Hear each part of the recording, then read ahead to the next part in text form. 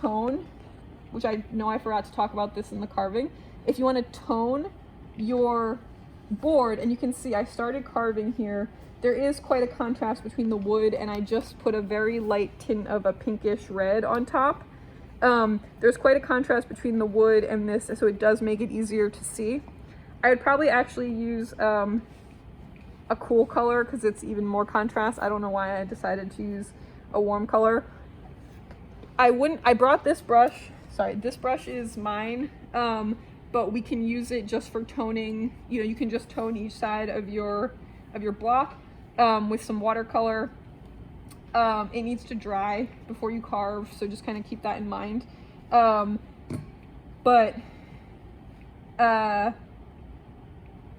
was gonna demo it on the other side, but I don't even think I need to do that. I think you know how to watercolor your board. Now, in terms of transferring an image to your block, it's the same as with the rubber stamps. You can draw directly on it, which is what I did here.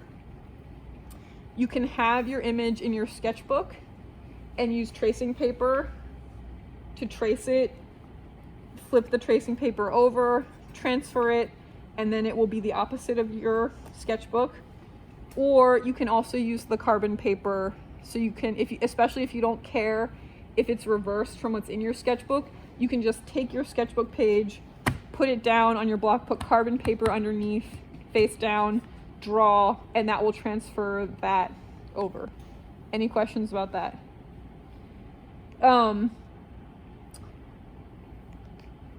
You're gonna start with you're gonna start with one block. So you're just gonna transfer one block at a time, and I'll show you why in a second. If you're going to have a key block, and again, you might not know what you're planning to do yet, and that's totally fine, because we're just starting. There might be one block that's more logical to be the one to start with, right? So if you have, again, as the example, like a key block with all these outlines, and then your other two colors are going to kind of like fill in different sections behind it, it's probably going to make sense to transfer that key block first, and then use that key block as your way of determining, you know, what those background shapes are going to be. And I'll show you that in a second. Anyway, it just depends on your design, what makes sense for what you'll transfer first. But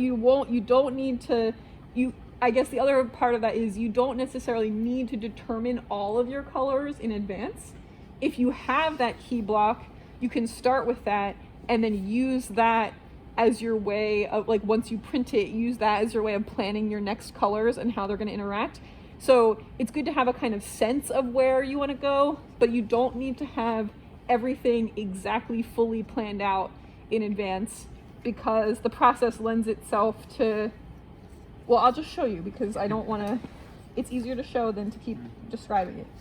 So in terms of carving, for everything here, I've brought like what we're going to use, and then like what I use and what I have, and they're related and similar, and they achieve the same function, but they're a little bit different. So I actually also have this Power Grip carving tools because I think they're awesome, and that's going to be our carving tools. I also have all of these other slightly fancier, I use a lot of U-gouges, so I've got like every imaginable size of U-gouge, including ones that are like almost exactly the same, and sometimes I'm just too lazy to sharpen them and I buy a new one, which is really bad, but it's a fact. But anyway, so I have a million U-gouges.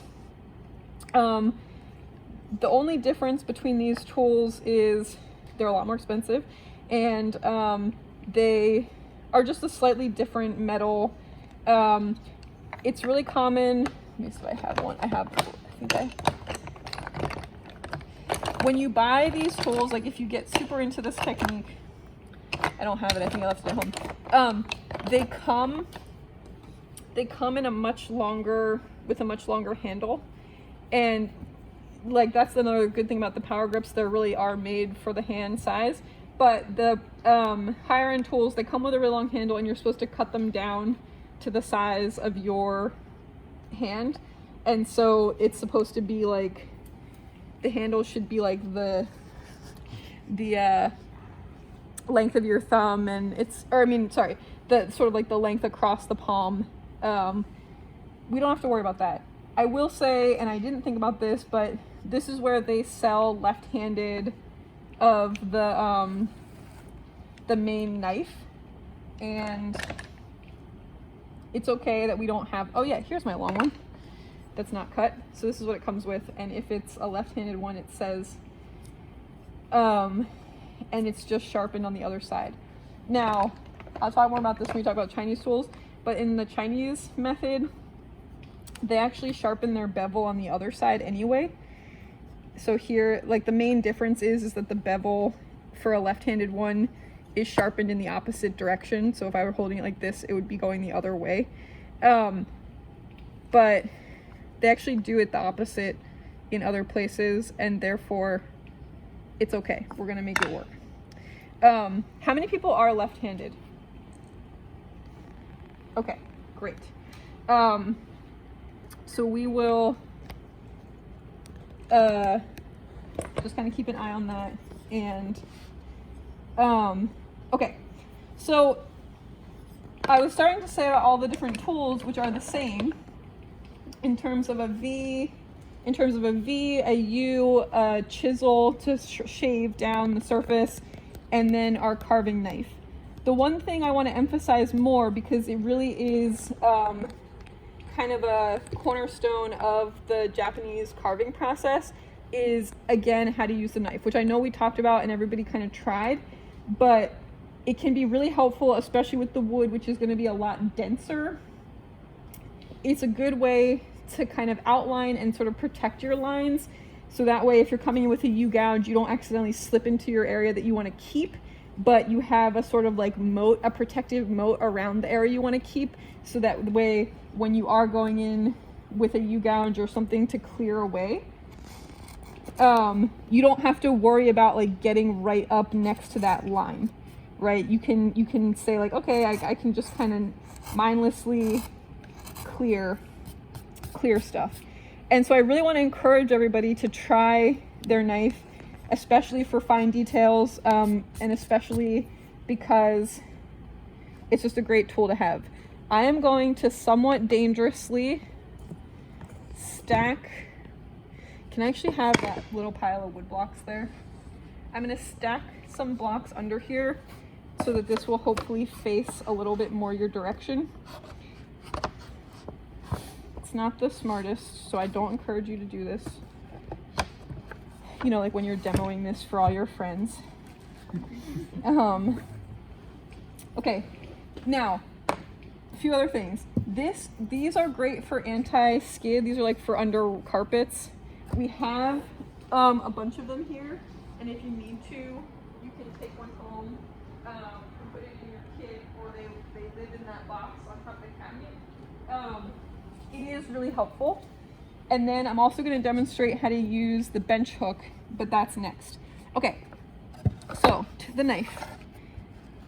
As I already said, the knife is half of a V-gouge. And so this totally doesn't work at all. It needs to be flat. The knife is half of a V-gouge, and in the Japanese process, I have my line here. I'll make it a little bit thicker so you can hopefully see. And again, feel free to come closer, move around as needed. I'll do a few of these. When you start your line, so you hold the same way because you're going to be using the same tool. Usually in the Japanese process, before I was showing you to just kind of carve next to your line, I normally start, I don't know, about an 1/8 inch out. So I don't put my knife directly against the line that I want to carve. I also, the first line, I don't face the knife at the line, right?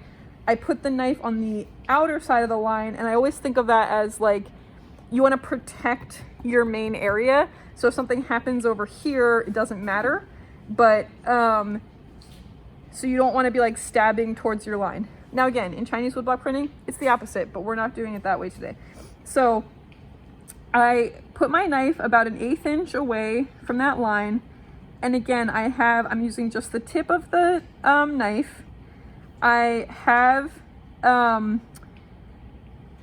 my hand not at a 90-degree angle perpendicular to my block, but at about like a 30, like really it's like 45, but somewhere between 45 to 30-degree angle.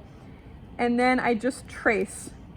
And I actually use my other hand as like a brace and a block. And I just flow along with whatever line I'm carving. Now, this wood is plywood. It's a little bit brittle. Things might pop up, and that's another reason to start, to not face your knife at your design, but to start on the outside. Now, when I get to this curve, I'm making an apple because it's fall. When I get to this curve, I don't want to strain my wrist around and do this, right? I just want to turn my block. It's gonna be much better for my wrist. It's gonna be much better for not making a mistake, much better for seeing what I'm doing.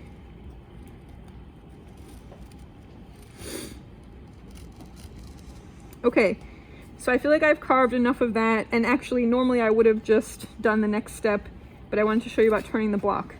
So now I have to come back and make that other half of my V, right? So that this will pop out. So I'm gonna come back, and again, I'm gonna come not a full 1/4 inch, but more than an 1/8 inch.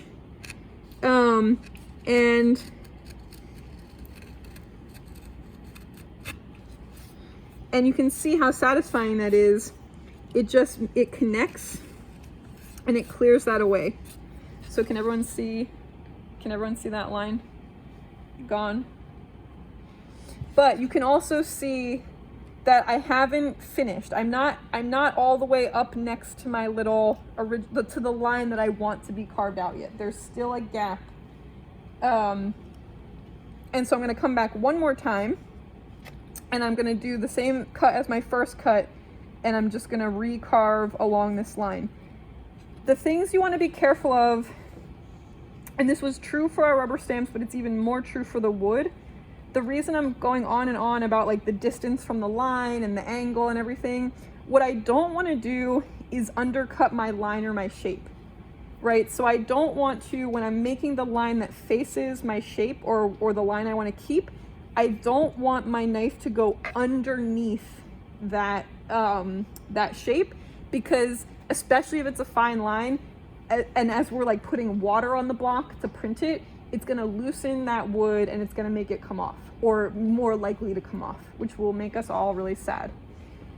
So I'm just really careful about the angle, the distance and the angle that I'm coming back at my shape with. Does that make sense? Okay. So now one more line, which is the same. So now I'm getting close. Now I'm getting exactly up to my pencil outline. And basically it's just clearing away, it's connecting with what's already there, and it's just clearing away, and it's gonna pop out. Except there where I didn't actually finish, I didn't carve the other side of the line.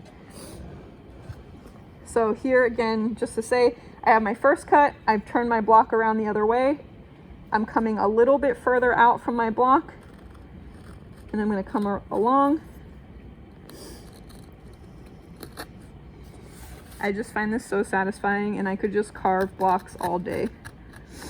And in the workshop that I was in China, you're either a carver or a printer, or actually a color separator, which is like they take the original image that everyone's working on and they figure out which blocks are going to be which colors. And I was totally a carver, but all the carvers were guys. And almost all the printers were women, but not exclusively. They were like, female carver, what? Crazy. Okay, so I'm just gonna, for the sake of this demo, does this make sense? Yeah. Any questions? No. Okay. I know we did this once before. and the material is going to feel a lot different. I mean, it's wood compared to rubber, and so don't worry. It is harder. I mean, it's like physically a harder material, but that's where having a sharp knife, and if you feel like your knife dulled, come find me and we can sharpen it. But having a sharp knife and then just a good approach, and again, this is where keeping the angles right.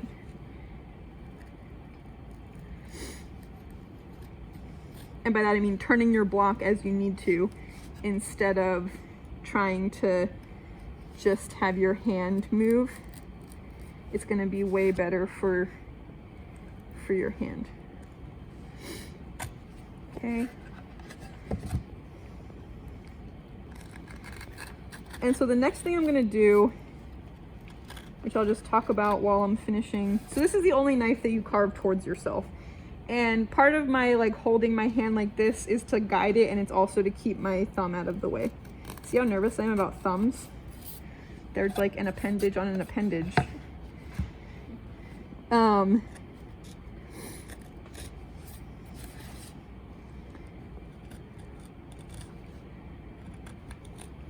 Okay, beautiful apple. So see, I'm just coming back, and basically I'm taking 3 cuts to get every single one of them, with that last cut really being because I want to protect my shape and be gentle and careful.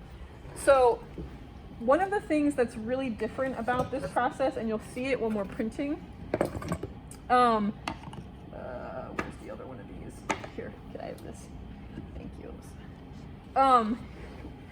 Because with our rubber stamps when we were printing, we were rolling across the whole thing, we really needed to clear everything out of that path.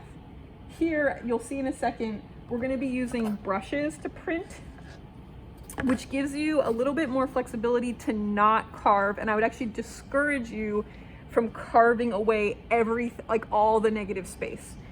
I talked to some of you about this individually when you were printing, depending on your design, but as I talked to some of you about, we're really making a sculpture that's designed to print flat, which is a little bit weird. But as part of that sculpture, the paper that we're printing with, which is going to be thinner and more flexible in this case, the paper that we're printing with needs a place to rest. Otherwise, it will definitely, fall down and hit all of the area that you've carved, which again, you'll see in a second. So for some things, like for this, I was using little brushes, which we're gonna have some available for in class. And I didn't carve very much around each thing, right?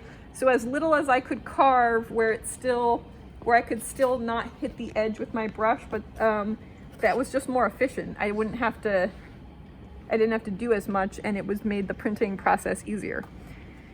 So I don't want you to think, like, okay, well, I have this thing in the middle, now I have to clear everything away, because you definitely don't. Before I do anything else, I'm going to talk about making that Kento registration mark. And the Kento mark is going to go, well, it can kind of go anywhere. I'm going to put it in my bottom right corner because I'm right-handed. If you're left-handed, you might want to put it in your bottom left corner, depending on your design, because that's the hand that you're going to put the paper down with and hold it in place. Your design might be horizontal, so it might make sense to put it, down here. The main thing to remember, though, is that the Kento does eat into, like the registration system does eat into the size of your block a little bit. So I'm saying that we're going to have a 6x9 inch area that we're kind of carving in, but there's going to be some amount lost.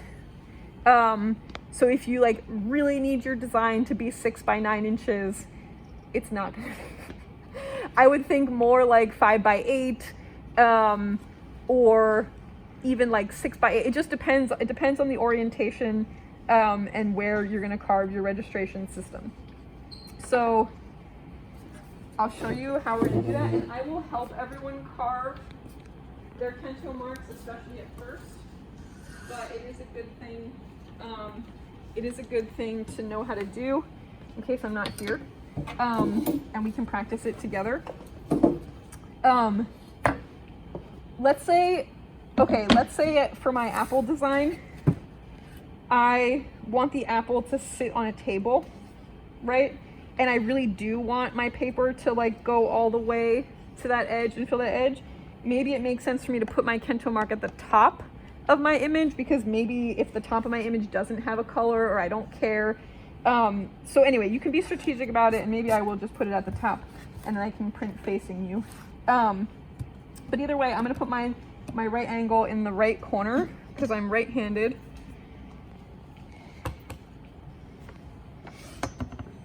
So again, it's not going to go right up next to the very edge. So you want to bring it in a little bit. I can't see where the edge is.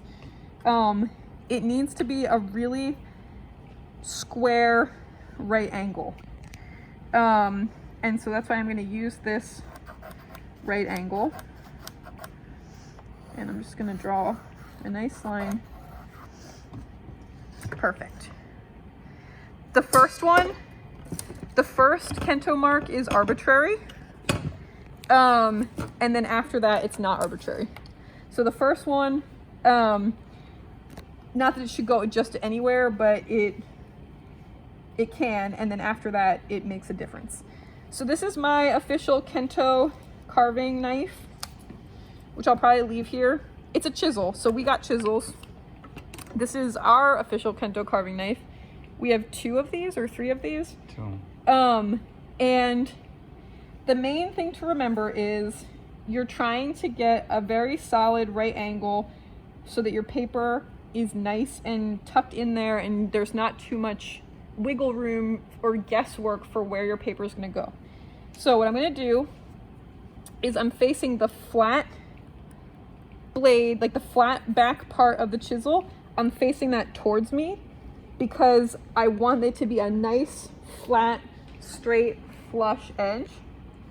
And I'm gonna take a deep breath. I'm gonna dig one corner in. I'm gonna go against my line. Again, I'm trying to keep this as perpendicular and straight up against my block as I can. And I'm kind of wriggling back and forth to just make sure it's deeper. And for this cut, I'm gonna make it even wider than just the width of the chisel. These prints are small, so just the width of the chisel is probably okay too. But why not be extra? Same thing, I'm gonna face the flat back outside for the top of my right angle.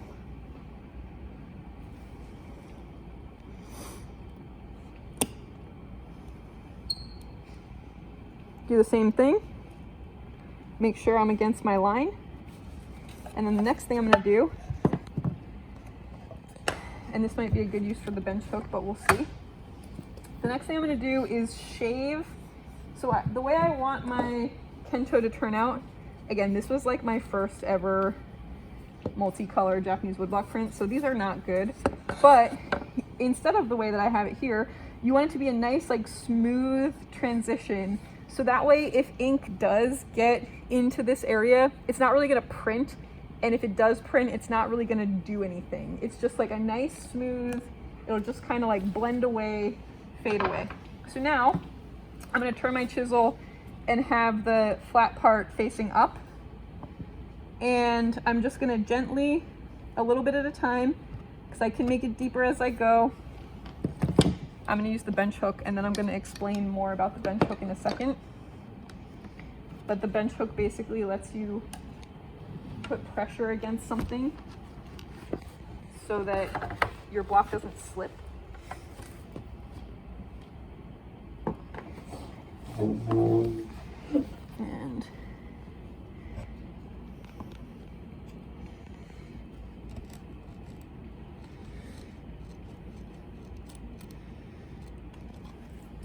And actually the grain of this wood might be easier for me to start this way. You're gonna kind of come from both angles and just gently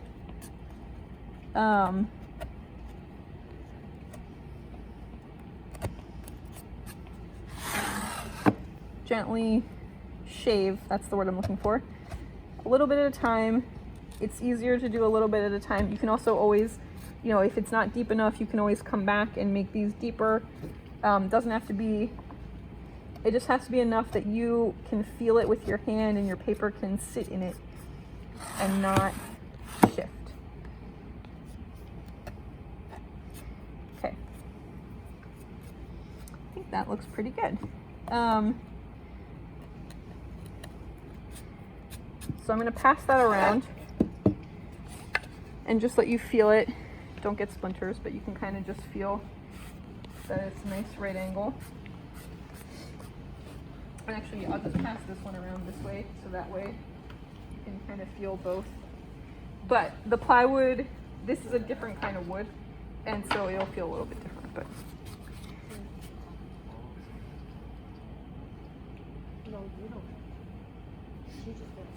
here, we'll send one in the middle. I should have just passed them around while we were while I was talking.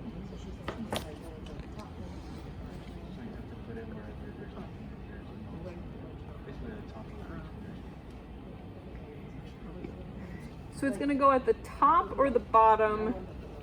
That's probably the easiest way to think about it. The top or the bottom of your image. But it really could go on any side, depending on how much space you need. What's that? Why are these ones in the middle? They're not. It's, well, you'll see. I'm going to make another one. This is the right angle. It's not carved right. It's not good. It's not a good example. But this is the right angle, and this is the second one. So I'm going to make a second one. Is that your question? Yeah. But then these are just like little details. So like in this block, the paper lines up here and printed those details.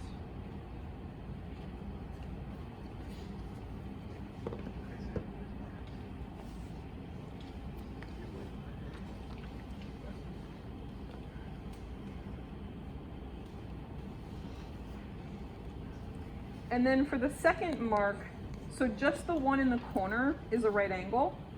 For the second mark, it's kind of just a line. And so the way you do it is just very slightly different. It's a little bit easier actually.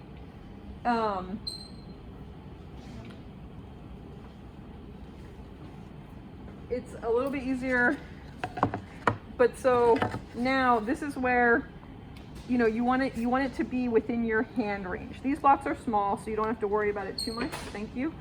I'm gonna put mine like right here because I don't want it too close to the edge, but just somewhere that I'll be able to like use two fingers to put it in place. And so same thing with the flat back of the blade facing out. I'm gonna go along my line. And probably because this is so small, I'll just do one chisel width. If you end up putting your kento like on this edge, like it's horizontal and you want it on this edge, then you might make this a little bit wider. I don't think it's necessary here. But then for this one, what you want to do is you make a little, okay. And this, it doesn't really matter, but I'm facing the chisel end out because I want this to be like a shallow groove. So then I'm just gonna dig a little wedge. Mostly because I want it to break off at a certain point. So I'm making a little wedge, and now I'm gonna do the same thing and just shave that top layer off until it hits my mark. So the point of I guess to just kind of make a larger picture view of it, the point of doing this first is that you want it to be super precise, and once the chisel shaves off, when it hits that already cut spot, it just pops out and it keeps it as a nice solid straight line. If I just shaved it without that there, it would just kind of fly off the edge. So this is called a kento mark, K-E-N-T-O. T-O means knife, I believe. And so it's like a specific knife mark. I didn't want to do that. That wasn't on purpose.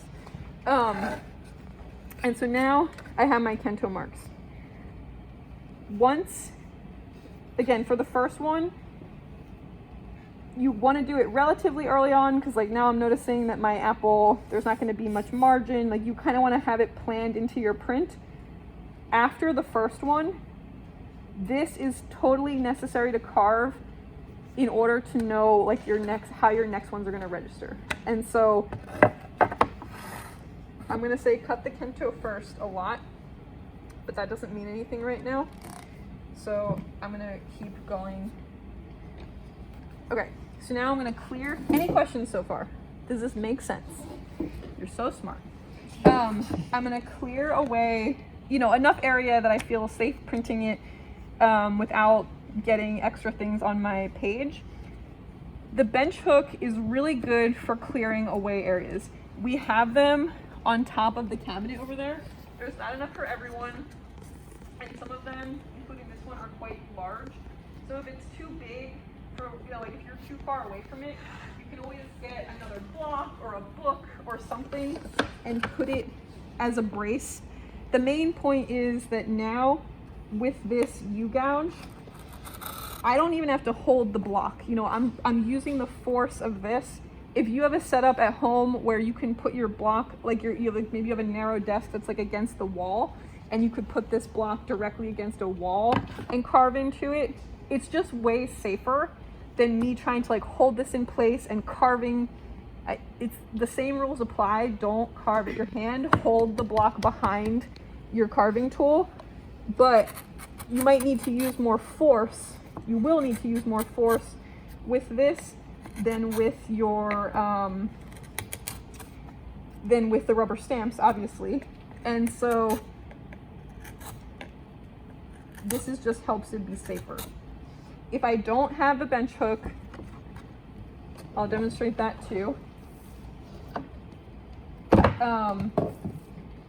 Then that's where these rubber mats, these non-skid mats, help a lot in terms of just kind of keeping it in place. Not as much, I still have to hold it some, but not as much. Okay, so right now I'm focused on a shape, and I'm just focused on clearing away around that shape.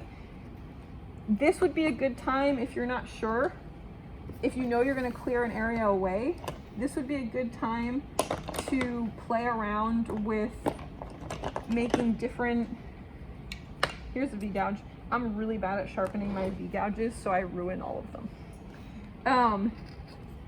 But so if you aren't sure what kind of mark something makes, this is where you can play around, what I was saying with making like little hair-like things, making lines. A V-gouge is also really good for, going around lines. But if you know you're gonna have an area you're gonna clear out, play around with what things you can achieve. Sometimes I'll end up keeping my little carve lines. I don't know. I don't even know what I'm trying to say. I'm just saying experiment, and maybe there'll be interesting, marks or techniques or things. That's something else that, like with Admaris's print, if you can think about the directionality of what you're carving, right? So like here, have all my lines parallel. If I have some lines like this, and then this happens to print, it's gonna look really chaotic, which maybe will be okay. But maybe I want, in the event that lines are gonna print by accident, maybe I want them all to be like neat and in the same direction. So the directionality of what you're carving also can make a difference. So every block is its own color.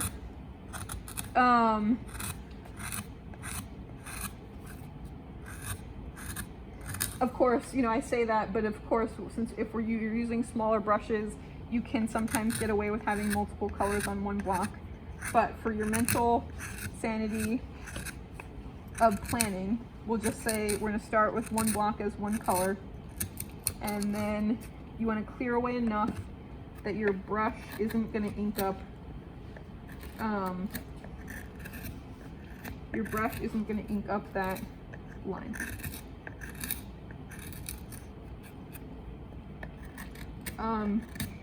Other things to just kind of, now you can see it a little bit better, and so I'll be more clear about it. The same thing what I was saying about not undercutting.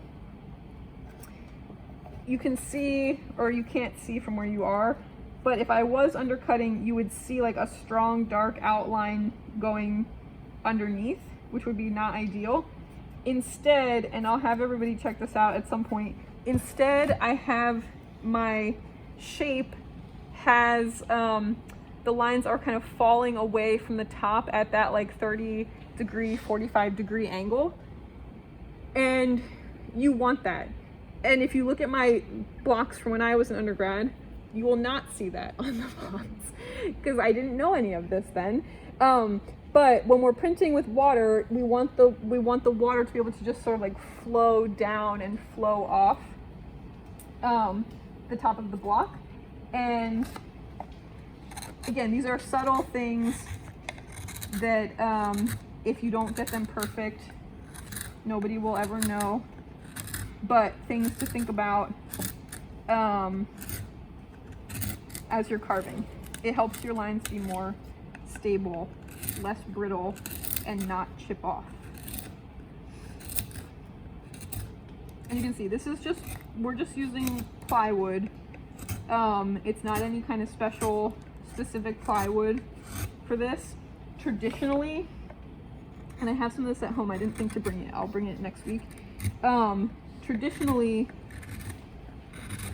Japanese woodblock prints would have been carved in solid cherry wood, which is very, very hard. And that means it can be printed, you can make really, really fine lines, like those tiny hairs that we were seeing at the VRC. And you can print them thousands of times and the blocks won't wear down too much. Oops, sorry. Good. Okay, so this wood is plywood, so it's not solid, it's a layering of different woods, and that will be totally fine for our purpose. All right, how are we doing? Do we still have the mental capacity to do this? I've just got a bunch of stuff down and I'm not sure how to incorporate it all. In your notes, you mean? Yeah. That's a good point. We're jumping around, but we're filming it. The biggest thing that I want everyone to feel comfortable with is the carving part, because that's what we're going to do first. I'm going to do a demo right now. I'm going to do a demo right now of the printing, just because I want you to have a sense of maybe how all those notes come together, or how this process comes together. But I'm sure that I'll re-demo the printing as we get closer. You think it would be helpful to see the whole process? You're like, I have no idea, I've never done this before. Okay, I'm gonna stop carving, even though I could just sit here and do this all day. It's a little bit, okay, so this is what I've carved around. You'll see with the different tools, I probably could carve a little bit more. I should probably have like slightly more than this. But again, for a proof, for a test print, just to see what it's gonna look like, and also so you don't have to sit here and watch me carve more, this is enough. At the very most, it should be just like maybe a little bit more around, and you'll see what I mean in a second. So like lengthwise, like how much? That's a great question. So, does anybody have their box? Can I borrow that box? Is that yours, Belle? It's Oh, Alyssa. Sorry. It's okay. What I keep saying, I keep referring to the size of the brush. So this is this is the brush that you're gonna have. They're called bake, and the ones that I have, there's two different kinds of bake. I'll show you that in a second. In addition, so this is pretty big. And so I'm about to show you how to print, but the key is if you can swirl the brush without hitting, you're gonna get it on some of this area, that's okay. but you don't necessarily want to get ink all, you know, along that edge where your paper is going to be resting, right? And so the main thing to think about is about the motion that the brush is going to make and how precise your motion can be, if that makes sense. So this is like a pretty big shape. I can probably be pretty accurate and kind of keep my brush within that shape. That's why I'm saying like probably I should just do like a little bit more there and a little bit more there, but I am not going to do that right now. But that's the sort of determining factor. Now we have, for smaller details and for adding things, and as we get more into printing, we have these that are going to stay in the classroom. So everybody has one of these, especially if you're going to print one color across a whole block. This is perfect.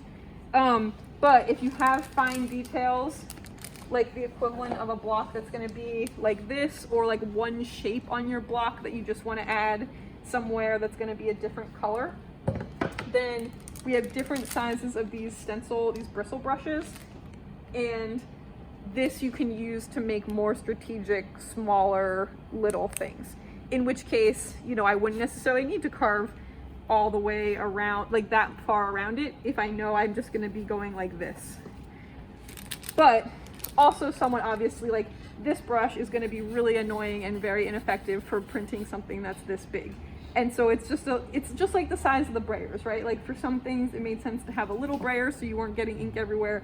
In some cases it made sense to have a bigger one that was going to kind of go across your whole image area. Okay. Questions about carving? How deep do you need to carve? Great question. So,